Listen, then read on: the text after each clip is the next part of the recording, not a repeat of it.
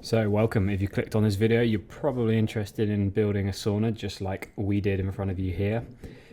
So yeah, we started off with a piece of land that was pretty derelict, needed a lot of clearing. A lot of the trees were, not in the best of shape, dead, cracking, about to fall on where we wanted to place the sauna.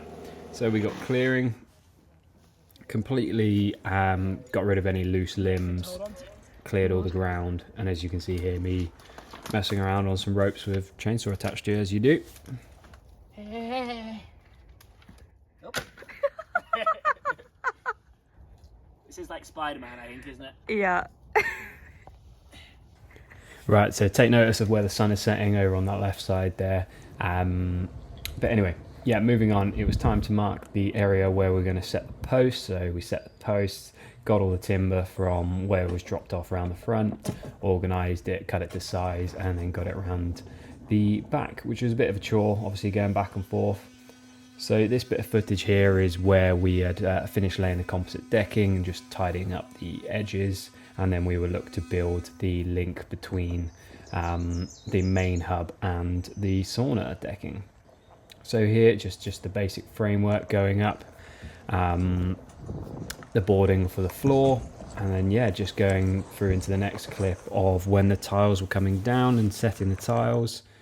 We were consistent with sloping the tiles towards the drain in the centre, and then yeah, this next bit of footage is just showing us when we got the vapor barrier in, all the insulation in, tiles are all set, and yeah, just building all the interior up.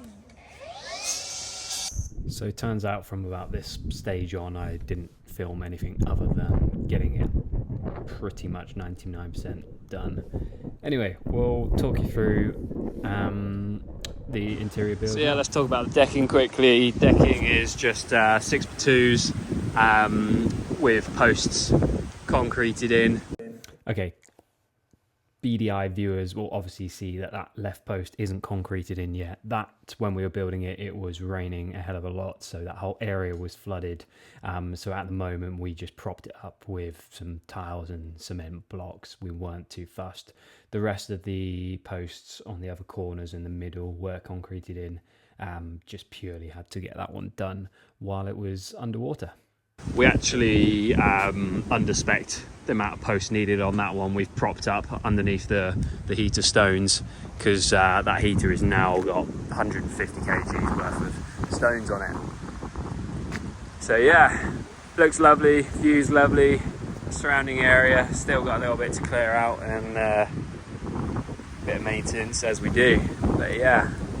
Alrighty, so let's talk you through the sauna build. So as I just shown there, got a little water for a hose and just like gardening bits and to fill up the bucket, as well as an outdoor shower there, which is going to get me wet. So this is to start off with, this door here is a shower door, like an enclosed shower, with a magnetic sealing strip here. Seals really nicely. Seal around the top got too hot and has fallen off, but let's call that airflow. So panning around, got a little log store. This is the sort of secondary log store when we bring in from the shed. It works really nicely, so we don't have to keep on making multiple trips outside. Panning around, little sound timer, a couple of vents. So one high, that's just to exhaust everything, all the steam and humidity. And then we got a low level vent. Again, that draws quite a lot of air. We can adjust that as and when. If you've got multiple people in here, obviously you want as much oxygen as possible. Panning around, big 1800 by 700 double glazed window. That's just standard, taken out of a conservatory. Again, that was just a freebie. Tastes very fine, nice and simple. Then moving round, this was a 13 kilowatt Hume, obviously wood-fired heater with a Harvier flue and exhaust stack. So that was obviously the most expensive purchase. This whole thing, it's around I think a total around about £2,000, which obviously isn't super cheap. But then just coming down, floor tiles, just 9mm porcelain from Wicks. I think they're porcelain. We'll go with that. All sloped in towards this centre drain here, so we're not too worried about throwing lots of water around. We can wash the place, clean the place really easily. Again, we continued those up the wall there because we wanted to mount this a little bit closer because the gap here isn't huge. We decided to put these on the back here to protect the wood, which seems to have been done. Yes, done a good job. So the whole place is just powered off 2 batteries just in there.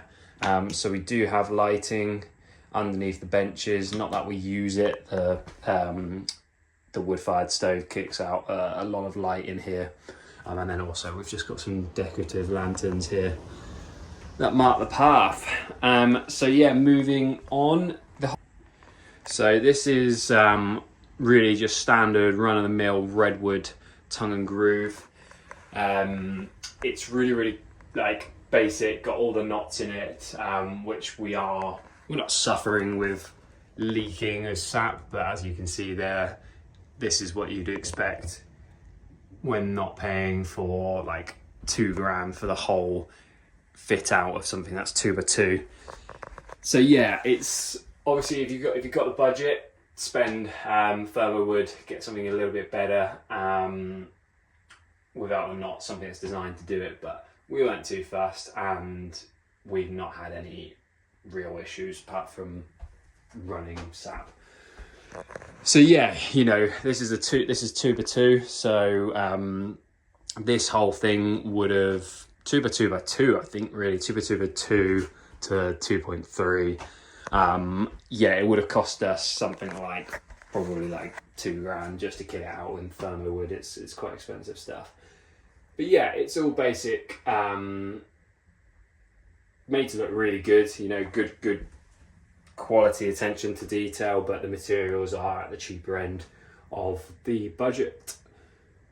So the next thing I talk about is the slant of the roof. This is the wrong way to do it technically.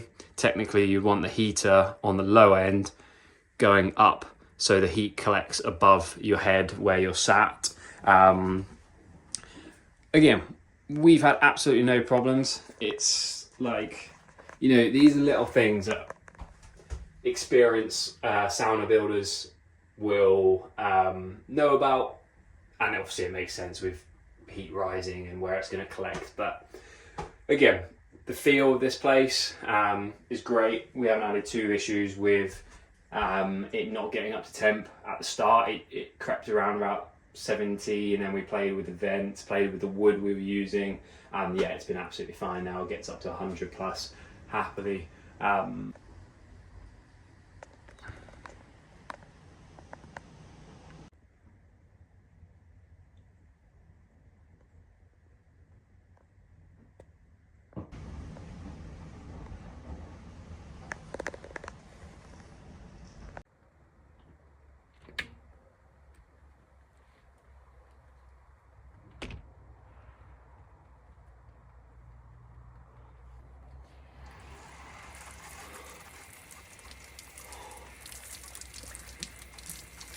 So good. So good.